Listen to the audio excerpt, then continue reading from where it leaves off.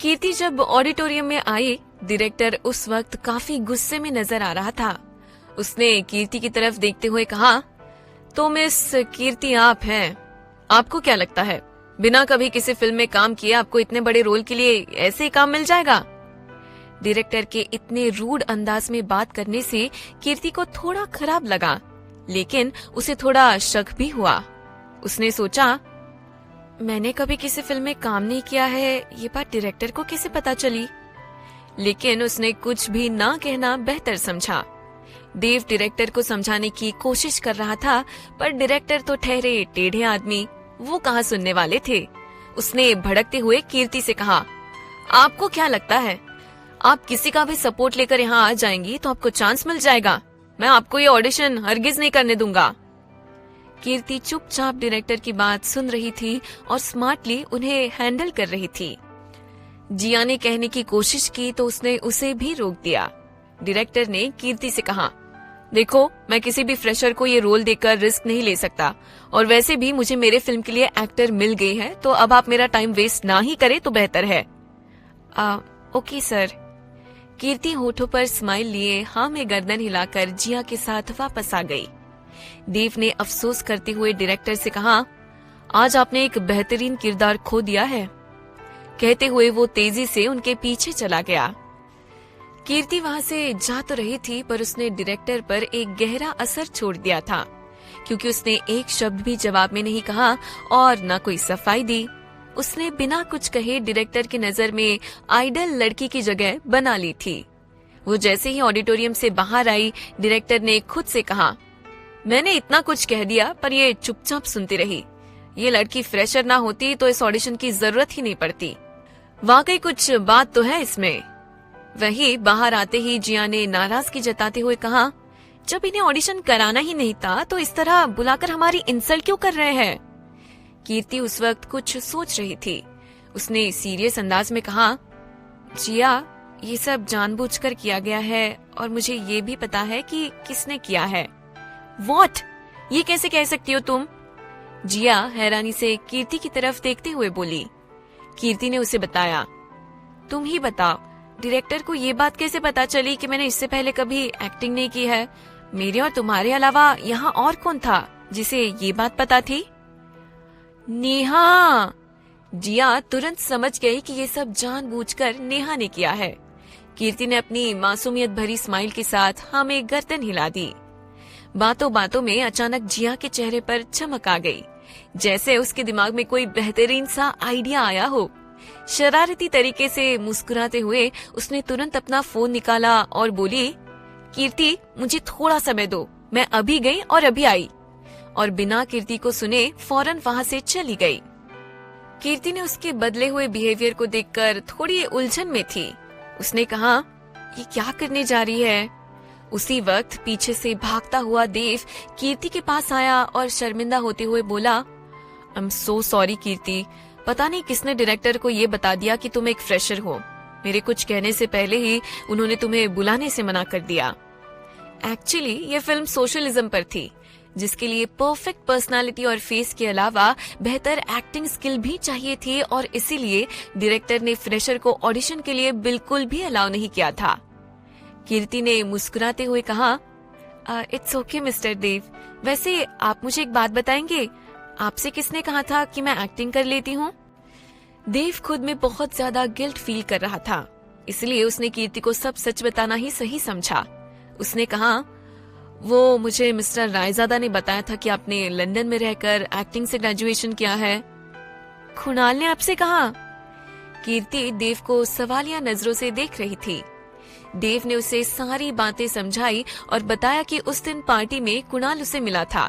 तब देव ने उससे कहा था कि कीर्ति को एक्टिंग फील्ड में जाना है, वो एक एक्ट्रेस बनने के लायक है, उसका चेहरा और उसकी पर्सनालिटी किसी सेलिब्रिटी से कम नहीं है। और उसी समय कुणाल ने भी उसे उसकी पढ़ाई के बारे में सारी बातें बताई थी और उसके सपने के बारे में भी।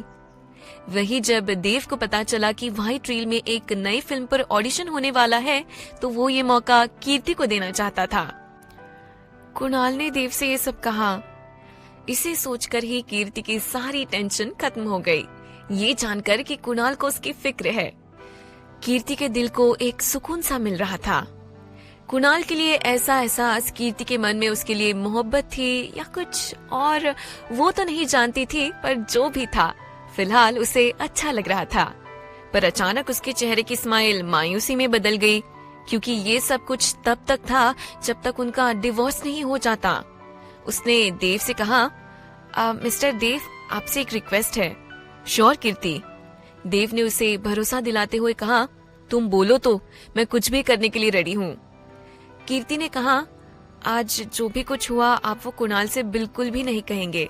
मैं अपनी प्रॉब्लम्स खुद से सॉल्व करने की कोशिश करूंगी।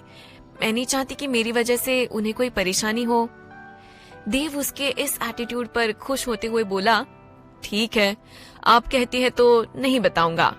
उसी वक्त जिया कीर्ति के पास आई।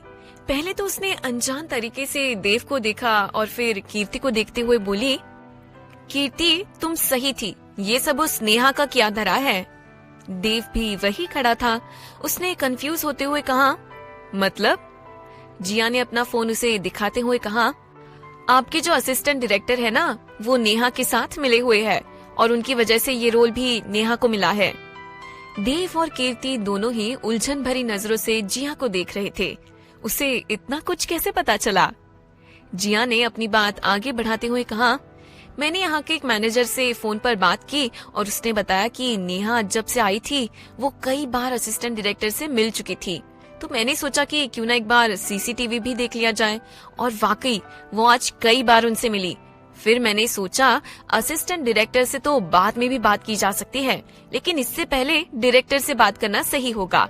भले ही उनकी डांट और खा लेंगे, पर सच तो बाहर ही आ जाएगा। तो क्या कहा उन्होंने?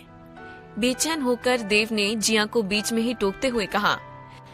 जिया ने बताया कि जब वो डायरेक्टर के पास गई थी तो पहले तो डायरेक्टर बात करना ही नहीं चाह रहे थे। फिर जब उसने अपने आप को इंट्रोड्यूस कराते हुए कहा कि वो रेड राइस की मैनेजर है, तो वो बात करने के लिए तैयार हो गए। हालांकि जिया एक ऐसी लड़की थी जो अपनी बातों से ही लोगों को मना लेती थी। उसने सिर्फ एक सवाल पूछा कि उन्हें ऑडिशन से पहले कैसे पता चला कि कीर्ति फ्रेशर है। डायरेक्टर ने जिया से कहा कि जब वो ऑडिटोरियम में आ रहा था तो उसने किसी को कहते हुए सुना, देखो जरा, अब तो व्हाइट रील में कोई भी आकर ऑडिशन दे सकता है, फिर चाहे उसके पास कोई एक्सपीरियंस हो या ना हो। मुझे तो समझ ही नहीं आता कि यहाँ के डायरेक्टर को क्या हो गया है, जो किसी को भी ऑडिशन के लिए बुला लेते हैं। मुझे तो बहुत डर लग रहा है, अगर ऐसा ही चलता रहा तो बहुत जल्द ही व्हाइट रील बंद हो जाएगी। इस बात पर डायरेक्टर चिढ़ गए थे और इसके बाद उन्होंने सिर्फ उन्हें ही ऑडिशन के लिए बुलाया जिनके पोर्टफोलियो में एक्सपीरियंस था।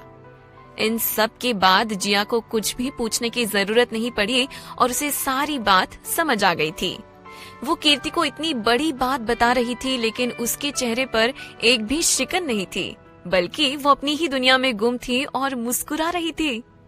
जिया उसके मुस्कुराते चेहरे को देखकर हैरानी के साथ बोली, अरे गजब इंसान हो यार, मैं यहाँ तुम्हें तुम्हारी बहन की करतूतें बता रही हूँ जिसने तुम्हारे सामने कोई ऑप्शन नहीं छोड़ा और तुम हो कि मुस्कुरा रही हो। देव ने भी जिया की बातों पर हामी भरी। कीर्ति ने जिया को देखते हुए कहा, मुझे पता है कि तुम क्या कहना चाहती हो, लेकिन जब मेरे सामने सोल्यूशन है तो मैं प्रॉब्लम के बारे में सोचकर टेंशन क्यों लूं? जिया ने उसे उलझन के साथ कहा, आजकल तुम्हें समझना मेरे लिए बहुत मुश्किल होता जा रहा है। क्या कहना चाहती हो खुलकर कहो। देव ने भी जिया की साइड लेते हुए कहा, यस शी इज राइट, अगर कोई सॉल्यूशन है तो प्लीज हमें भी बताओ, शायद मैं भी कुछ हेल्प कर सकूं। कीर्ति ने कॉन्फिडेंस से भरे अंदाज में उन दोनों से कहा, ठीक है फिर, अब हमें क्या करना है ये ध्यान से सुनिए। इधर मीनल घर वापस आ गई। उसने आते ही सबसे पहले केयर टेकर से पूछा, कुणाल और कीर्ति कहाँ हैं?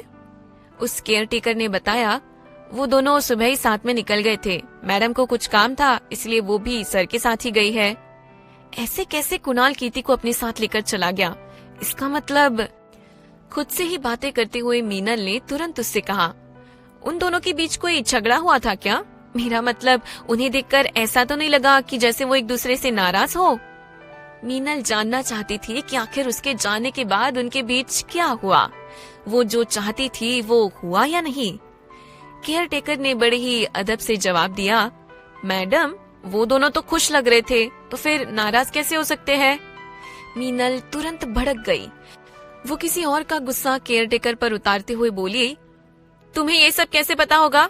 इसका मतलब तुम अपना काम करने की बजाय घर के लोगों को ही देखते रहते हो। चलो अब जाओ यहाँ से और अपना काम करो। हालांकि मीनल उस केयरटेकर को डांटना नहीं चाहती थी, बस मकसद पूरा ना होने की वजह से उसका खून जल रहा था।